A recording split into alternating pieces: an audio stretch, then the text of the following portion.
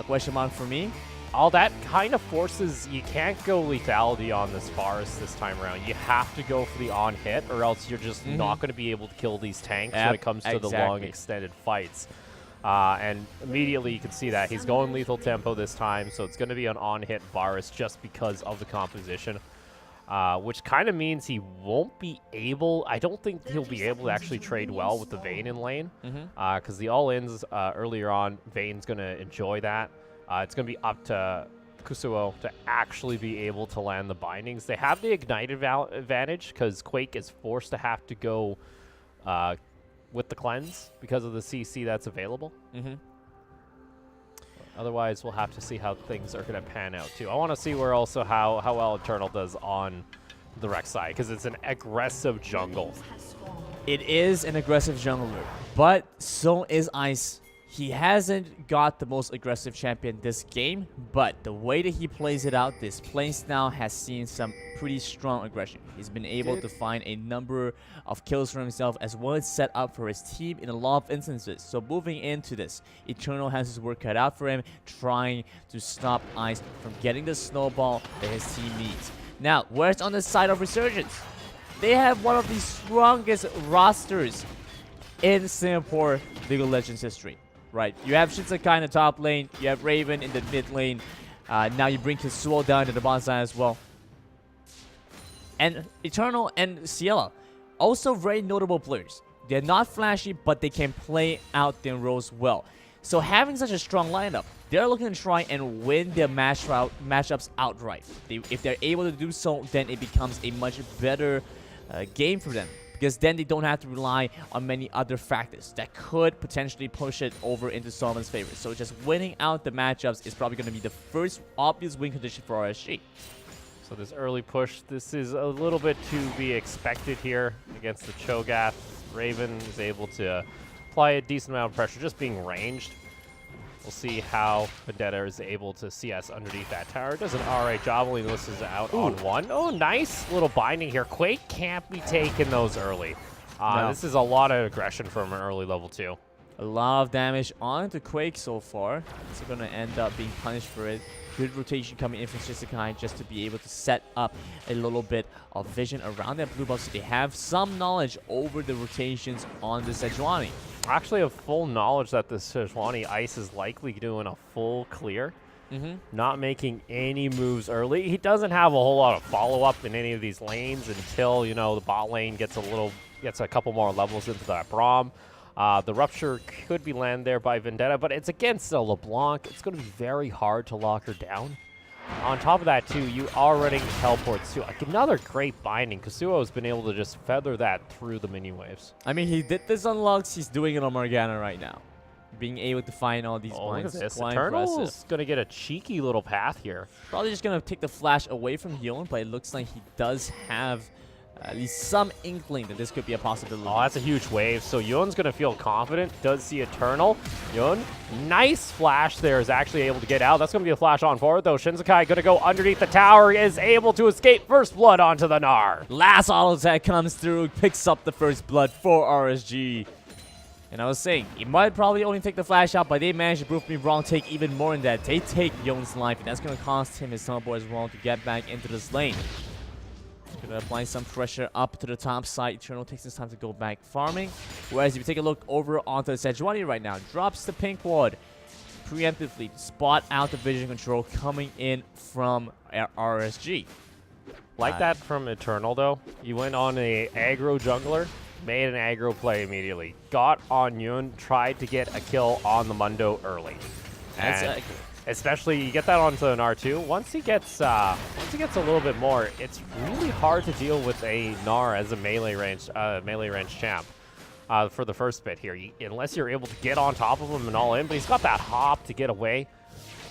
So it can be quite difficult. We do see some decent damage coming out from Raven. Look at bot lane, though. Here comes Ice. You're on the Sejuani this time around. Fortunately, that black shield makes it pretty difficult to gank this lane. Yeah, not going to be able to take any summoners away from RSG down the bot side, so Ice doesn't have an obvious target to jump back in on. Instead, I think they got a little bit of vision onto this Rex side, which might give them the knowledge that they need in case they want to try and go aggressive. They know that the Rek'Sai is there. Can back up. Meanwhile, we're taking a look at there you go. the mid lane. That's the combo you're looking for Vendetta. You get the silence off before Raven's able to distort away. You're almost guaranteed a rupture and almost getting another one there. So this is an aggressive Cho'Gath coming out here. Ice going to pass through. Does get spotted out by Ward. And they've been tracking Ice very well, actually. Absolutely. With very minimal ward coverage. Making full use of what they have. It's still the early game, so they can't invest too much into vision just yet.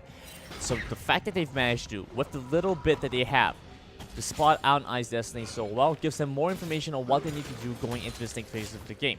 They know that Dragon is available, and that could be a play they want to try and look for. They have the Varus Morgana. It can pressure out this Vayne and Braum. So if they have lane priority, makes sense they would try to make their way over onto this Dragon, the next opportunity they find. Meanwhile, bot lane takes a lot of damage. Great pressure from Kusuo. This is the one issue. Like, they would like to go for some all-ins here on the side of SVR, but the side of Resurgence has been able to continually disengage, and that Black Shield, every time it's up, it pretty much denies SVR of any opportunity to try and go for anything. Ice comes back down to the bot lane, but again, really good ward coverage, good timing to get that ward into the tri-bush, and Resurgence are able to get back to safety scot-free. They sit at a 1,100 gold lead. And if they keep playing like this, it's a very simple passive game. Let's see, Raven might be trying to go in here. Lands the chain, gets a little bit of damage there. Gets Vendetta down to about half health. Does have the Feast now available, so we'll likely see that also come on through at some point here to get his stack. At some point, I'm sure. I would assume. Ice going for a little bit of an invade. This is a little cheeky. Rek'Sai is on their side of the jungle, though. And I think if Yon's gotta be a little bit careful here. I think he already knows that the Rek'Sai is below him because they didn't see him go through the jungle.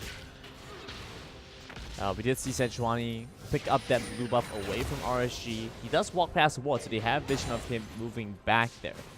So they know that he has the blue buff, and they know that he walked past the river and back over into his own jungle. That gives freedom over onto Eternal, who's now clearing out some of these wards. So the fact that Ice took so long to pick up that first blue buff on his side means that it's not going to be spawning up in time for Eternal to try and pick up, so he does end up losing a buff here.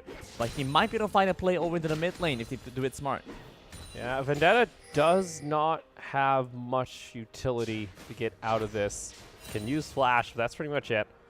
Unless he got a really good Rupture on some damage, but you did see that Kuso was looking to go for a quick gank on the Morgana as well. That's the first Feast stack going to come on through for Vendetta. Going to get a little bit extra health, start becoming a big boy. Continuing to farm out. You can take a look at those CS totals. It's pretty much dead even. The only disparity is this bot lane, mainly because Quake and them, it's really hard for them to go for an all-in. If they're able to get on top of the Varus, boom, they'll likely get a kill. It's just closing that gap is a real pain. Yeah, but just looking at Yon right now, he's playing this lane so very well. Knows for a matter of fact that the members on the side of RSG have gone missing, so he just entirely backs off the turret, recognizes he could get dove. Very smart play coming in from SVR. They're playing it prudently, and they are still holding on quite well. Even in this range versus melee matchup, the Mundo is matching CS against the Gnar.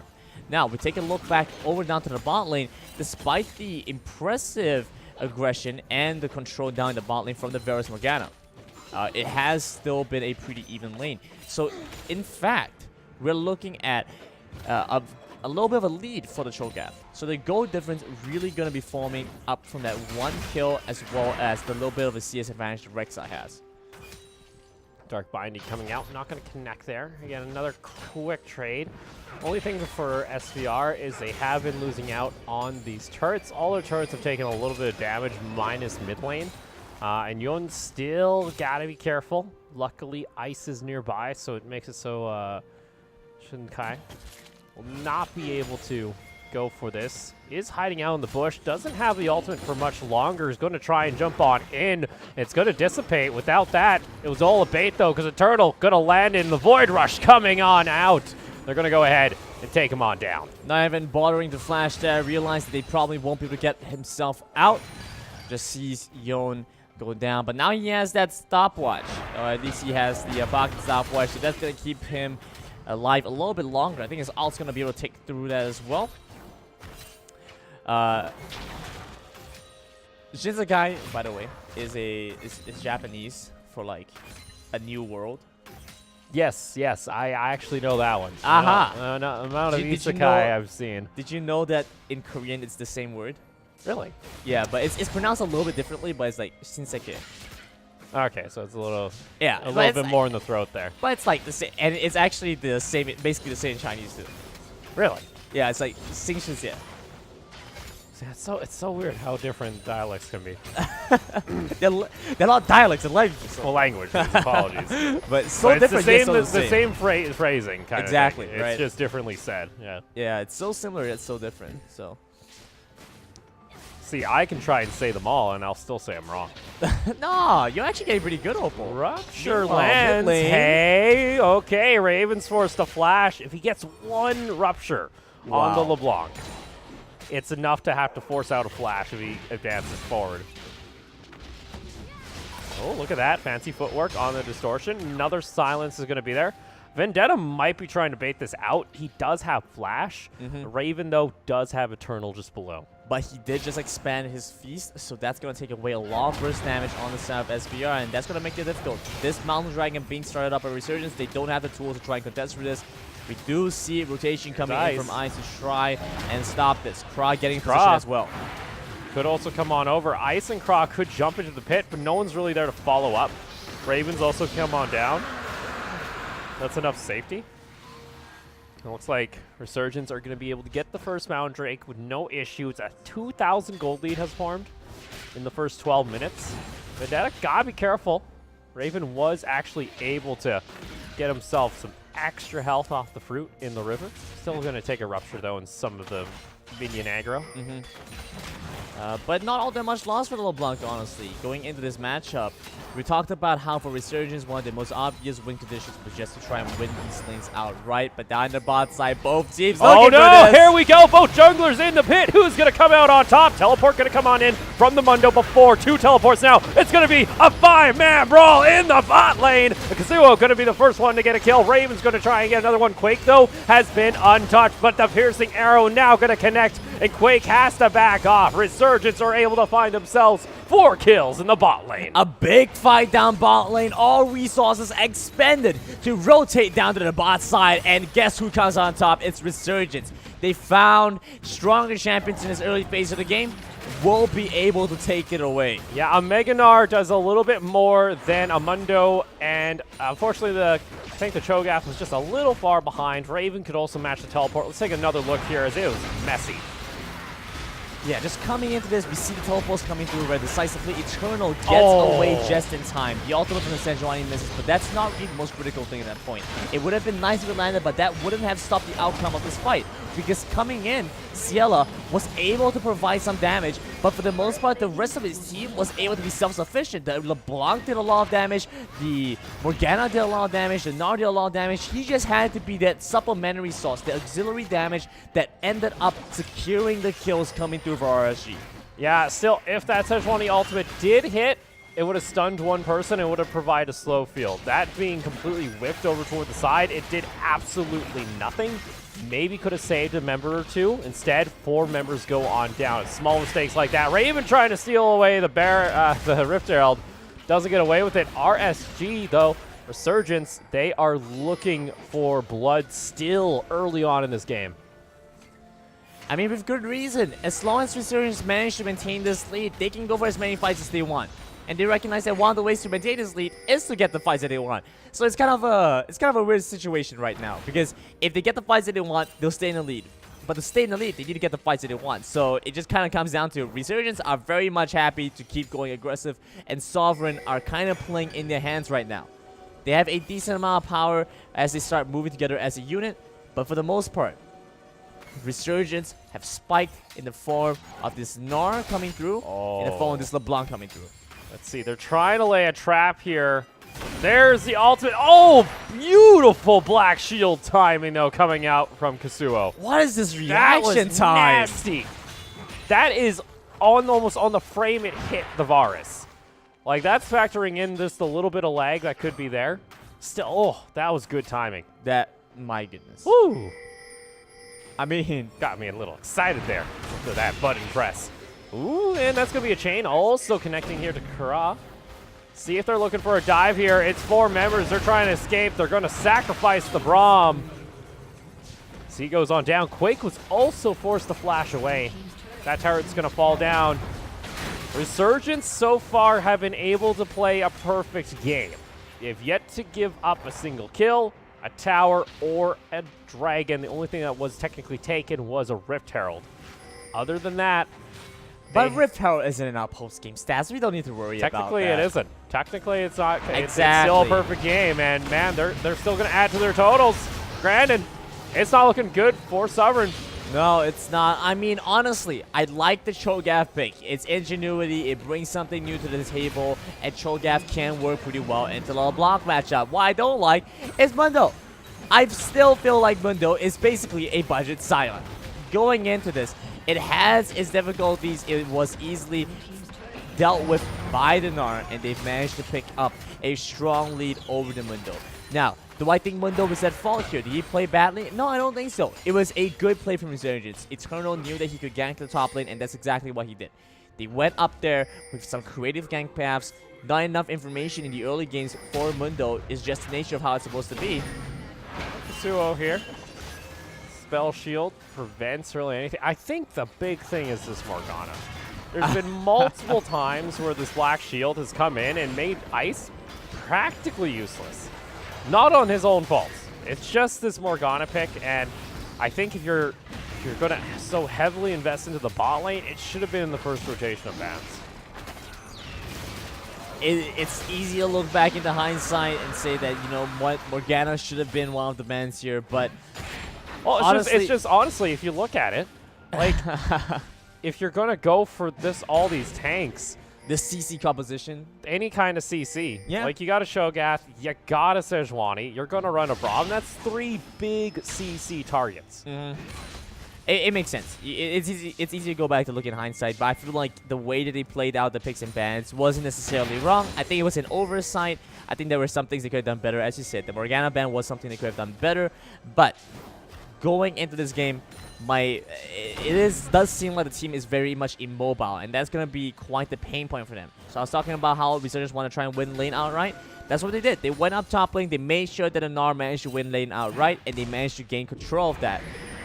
The blue team, SVR, will be looking to use this Rift Herald. If they can try to stall out the game long enough for the rest of the team to scale up, Quick is not in the worst position right now. Sure, he's an item behind, but he can crawl back into the game. Yeah, Rift Herald being forced to be used here, man. so it's not going to do anything. Oh, Shelly. He's going to get killed Shelly off. gets sacrificed to the Gnar. And Resurgence are still pushing in mid. Let's see them. They're going to rotate on over. That's going to be the second tier tower going down in top lane. 5 towers taken here by Resurgence. Still playing a perfect game right now. Perfect game, but that bot lane tower is pretty low. Oh, no. Low. They might sacrifice one of their members just to prevent the perfect game if it came to that scenario, but yeah. Wait, but they sacrifice one of their members. It's still not a perfect game. No, if they're going to sacrifice one of their members to go bot lane while the base is getting taken. To SVR side, just to take away the perfect game, yeah? Yeah. Okay. Worst case scenario here. Oh my goodness. What even is this? So almost a 10,000 gold lead at 20 minutes. That's 50% more gold than Sovereign has in their pocket for scale. This is an old rivalry. We're taking a look at Sovereign versus Resurgence. It's been 2 teams that have played each other out in multiple iterations. Sometimes not even under the same banners. The current roster with Ice has seen some change before. But coming into this, I think both teams would have enjoyed the opportunity to make their way into the national minors to try and compete.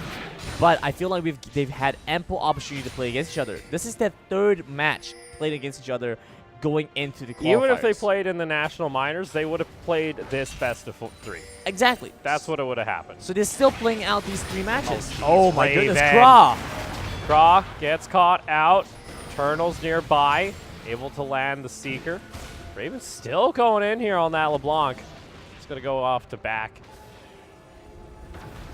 And Baron going to be started up here by Resurgence. They have 2 Mound Drakes, so this is a pretty safe Baron to start up, even at 20 minutes. With the Varus 2 on that on hit, they're doing decent chunks of damage. Also with the Rage Blade, Resurgence are going to be claiming the first Baron of the game. Sovereign have yet to at least find one objective on the map, minus the Rift Herald. It's been a difficult game for Sovereign. They've been pincered out from the early game. Constant and strong map rotations and vision on the side of RSG have taken away any potential for Sovereign to jump back into the game. Taking a look at the goal differences. Not the most massive. The top lane, that's a pretty substantial gap. Jungle, it can be felt. But for the most part, in the lanes that really do matter, it hasn't been that big of a gap. The issue right now, it feels like, is they don't have that, they don't have enough mobility to pave the way for the rest of the team to try and join into the fight. The Mundo is having a difficult time. So going into this, quite difficult. They need to try and scale up, hit that 30-minute mark. The Baron on the side of RSG will help them siege up. I do think Sovereign have a pretty good chance at just defending. They're going to get a push on here in the mid lane. They have Baroned up minions for the first Baron of the game. It's going to be a clear out here from Quake and Ice. With Craw waiting in the back lines, but still that LeBlanc now just tickling the tower. We also got super minions starting to push in here towards the top side. Siege minion going to connect. Quake able to clear it out, but once again, they move forward. Resurgence looking to try and break it. The question here for Sovereign is, when do you decide to pull the trigger? Where do you look to try and make a stand here? Do it on your first inhibitor tower or the second? All outer tier towers have been claimed by Resurgence. Resurgence now standing at 6 turrets in the game. They are slowly peeling apart the base of Sovereign, and there's not much they can do here as Quake just gets popped down to less than half health from a combo out of this LeBlanc. Yeah, see this? Shinsekai already on this inhibitor tower. Mid lane is also broken. Sovereign have no answer to this split push on all 3 lanes. It's a 1-3-1. You have to identify a location that you can try and break open. But so far, they're being suffocated into their own base. That is 8 towers. They're also going to use a teleport here on the side of Resurgence. This is systematic on how they are trying to claim this victory. They came into this one saying that that loss was a mistake. Another spell shield is going to be used. Binding's going to connect there onto Craw. Puts up the unbreakable, but guess what? Down in bot lane, oh! taken in. Quake gets eliminated. That's the call. That's where Resurgence says, all right, we can keep piling in and take every single inhibitor in the base before 25 minutes. And they are not stopping. They're going to start tickling onto this Nexus tower. They do have the double multi-dragon too. When do you make your stand? When do you decide you have to stop this push? Because it's not stopping. There's another minion wave going to crash in. It's a super minion wave. Quake's down for another 9 seconds. I mean, when Vayne's up, that's probably for one, but we're looking at the game and in all honesty, they've just rolled over and let this happen. Ice wants to lead the charge, but guess what? Resurgence are just going to surge through their base and just decimate Sovereign. Quake going down extremely low. Final auto attack, not connect. And guess what? The Nexus towers are coming on, and Shinsekai going on forward. And guess what? Sovereign are not even able to trade back a single kill at this base. Can they get Kuso? It's not happening. It's a perfect game in the tiebreaker for Resurgence. I mean, going into this, I think nobody expected the result that we saw tonight. Resurgence managed to draw a perfect game up against Sovereign. 12-0 is the final kill line, and just about 24 minutes into the game, they managed to take down the enemy Nexus. The only thing is that Rift Herald. But in, classic League of Legends, that's a perfect game. Most people will consider that a perfect I game. won't count Rift Herald. I feel like Rift Herald as an objective isn't going to be... Oftentimes, and we saw it by Sovereign, it was a consolation prize. Yes. They lost out on the map. That was the one thing they could take. Other than that, you know, Dragon Control was there. And my biggest thing is I don't know if it's the mentality of the players. You know, it's late. I get it. It's been a long day of a group stage. But they just didn't fight back. Yeah. They just watched their base die. They got 1-3-1'd by a LeBlanc. And then, you know, Morgana Varus. Okay, yeah, they can push on it. And then you had a Gnar in the bot lane. No one decided, hey, let's collapse on somebody to at least stop this. Because Resurgence, they didn't... They were sitting on probably 1,500 gold apiece, 2,000 gold apiece. They didn't even have to back. No. Like, it felt like they just rolled over and died. Let's take another look here at the replay. This was the big one. This is where it all started to go wrong. I mean, as you look at this, you can really see the difference in like the team overall, the coordination that an RSG had in this fight. I don't know if it was coordination. I think it's more Sovereign making some bad plays. I think the big one there is that Sejuani ult. It didn't look like it had a huge impact because it didn't. It didn't do anything. I mean, I feel like... But if it hits the Morgana that's coming in without a spell shield, because she didn't have one on. She already used it. She stopped. She can't walk forward. Her ultimate doesn't connect. 3 people walk away. I'm curious as to how much it impacted things. My opinion is that I felt like it would have changed the overall outcome of the fight, but maybe it could have closed up the gap a little. Here's the issue. Look at that damage. That's 800 damage coming through. Oh my goodness. That's a scary one right there. All right. So Resurgence are going to be the ones taking home the victory. They will be moving on into our national minors. Sovereign, you're going to be going home. It was a valiant best of 3 between the teams over the course of the 2 weeks. In the end, Resurgence are the victors. And MVP going to go on over to the support. Kusuo managed to pick this one up. Well deserved. I felt like Kusuo had a lot of impact. Those frame perfect black shields. There was a couple really nasty black shields. Those were really close. Incredible. All right. So, as you guys can see, we have the bowl. The bowl of destiny. The bowl of destiny. And the hand of God. I don't know about God. Look, I'm just glad that Fish doesn't get to play with this toy. Oh, he breaks everything, all the toys that he picks up. So, in this bowl, we have Climax, we have Empire, which for some reason has TNC's logo. We have Impunity, and Resurgence. What we're going to be doing here is now drawing for seeding when it comes into our national minor, which will be taking place on April, I believe it's April 14th. So in just under 2 weeks, as you guys can see, we're going to be drawing in the seeds now for matches 1 and 2. These are best of 3 games until even the national minor finals will be a best of 3. And of course, April 14th, you guys can see it on your screen. That is when we're going to be playing it out. So it's going to be a long day of League of Legends. We could have up to 9 games. So if you guys are looking forward to more action, it can happen. So let us begin. We're going to do our first draw. This will be determining the first seed. You gotta spin it around. I'm going to spin it. Yeah, I'm also going to look away here. Let's see what we got. Let's see what we got. We're doing red. First one. So red. All right. What do we got? So we have Impunity. Impunity! Our first group. Group C. Is going to be playing it out in match number 1. Yeah. And we're going to be looking to see who's going to be the opponents. Let's see if you manage to doom them. Or if you're going to manage to actually balance out the group brackets. Oh, no. Oh, no. All right. It broke open, so I have to draw it now. You have to take it out. So maybe. I don't. But let's see. Our next team is going to be Climax. Oh. This is fun. So that means we are going to have a Singapore and Malaysian team in both. Exactly. So that means we're not going to have...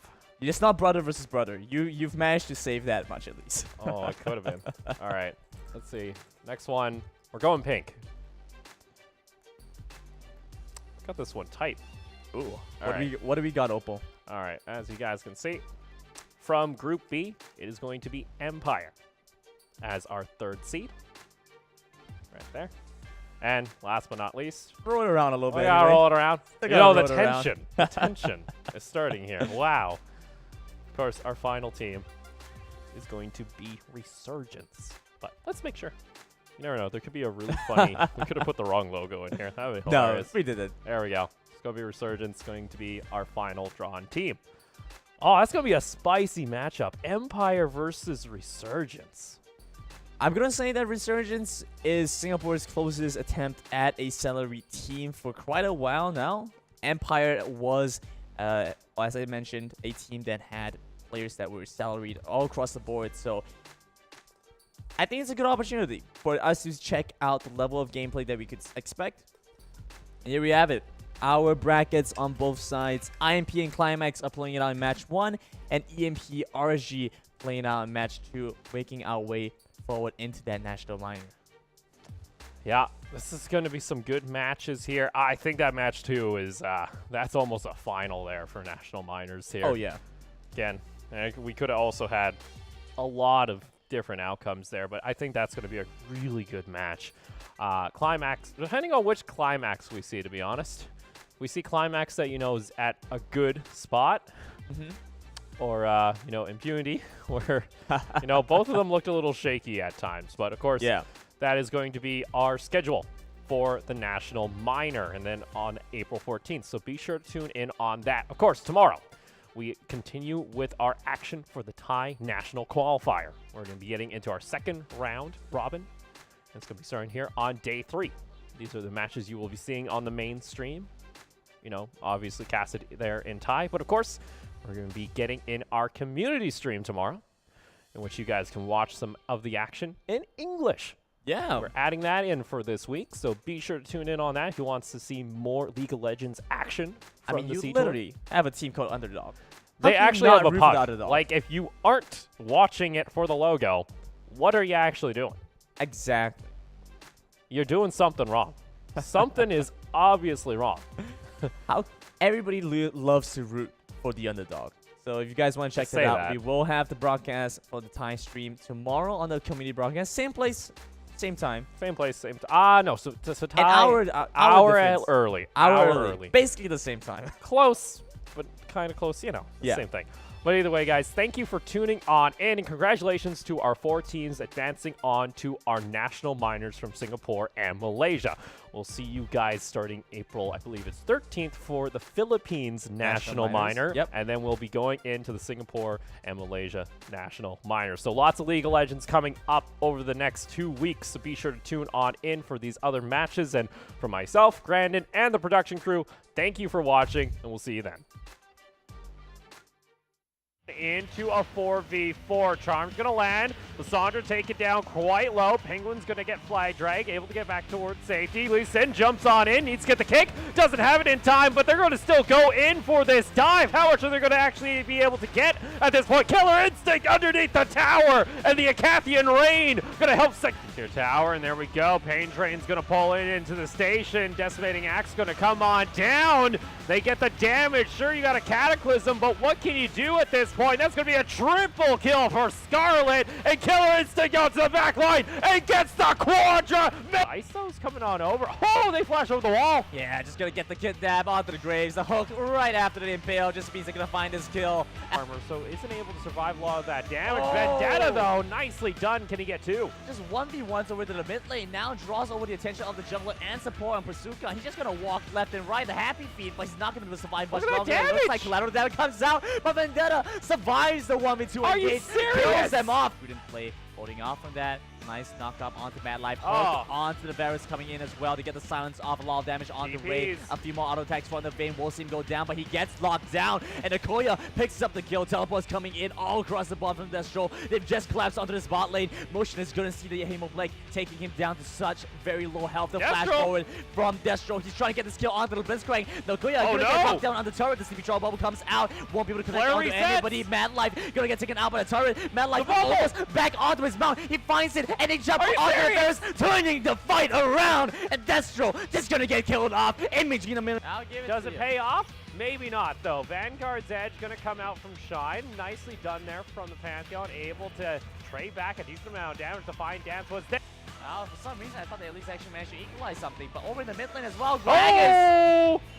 Gets the combo down, almost gets the safety. Is that the Galio jumping on in there? Hume actually used the ultimate, trying to turn this one back. That's a nice double knock-up into a chain CC, but where is the primary focus? You have to get the Kai'Sa. You have to get the Rek'Sai. Creative is in the back, but he's not doing anything on this Irelia, and the rest of the team is just going to pile on in, and they can't do anything, Grandin. Lamb's just up in the top side, just a guy gets a bit of a stun off the Vanguard's edge, just gonna mean death for the ride. Still, a lot of go heading over. They get the double fight again. They're looking for the combo. Damage comes. And two. Top lane, no, they're looking to strike back onto the Riven. Beautiful ball. Able to respond here with a gank themselves. They're gonna get the knock up. Looking for a stun. Teleport's gonna come on in. They're able to take down.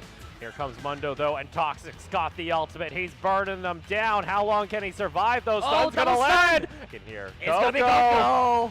Gets caught out. Gets the Frozen Tomb off with half a second, but it won't matter. Decent amount of damage coming out here. Fade's call. Are they looking to try and re-engage? Ares gets thrown on it, but the rest of the team just leaves him alone. He's gonna have to be forced to flash away. Gets down extremely low. We got a Realm Warp also coming on through. They're going to find... Yun's going to feel confident. Does see Eternal. Yun, nice flash there, is actually able to get out. That's going to be a flash on forward, though. Shinsekai going to go underneath the tower. It was all a bait, though, because Eternal going to land in the Void Rush coming on out. They're going to go ahead and take... Side both teams. Oh, no! Here we go! Both junglers in the pit. Who's going to come out on top? Teleport going to come on in from the Mundo before. 2 teleports now. It's going to be a 5-man brawl in the bot lane. Kazuo going to be the first one to get a kill. Raven's going to try and get another one. Quake, though, has been untouched, but the piercing arrow now going to...